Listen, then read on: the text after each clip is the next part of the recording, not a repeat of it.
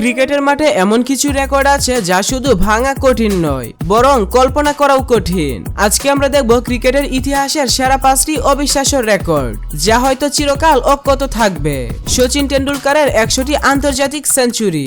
একজন খেলোয়াড়ের পক্ষে 100 বার সেঞ্চুরির মাইলফলক ছোঁয়া এক কথায় অবিশ্বাস্য।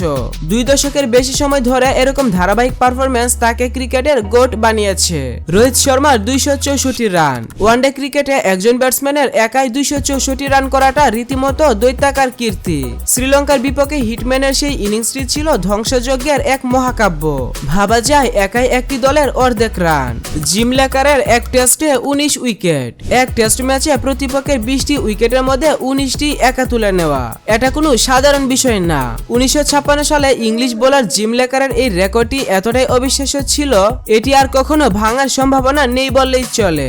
মুতিয়া মুরালি ধরনের 800 টেস্ট উইকেট। স্পিনের জাদুকর মুরালির 800 টেস্ট উইকেট শিকার এক বিশাল পাহাড় সমান। আধুনিক ক্রিকেটে যেখানে বোলারদের ক্যারিয়ার অনেক ছোট, সেখানে এই রেকর্ড ছোঁয়া প্রায় অসম্ভব।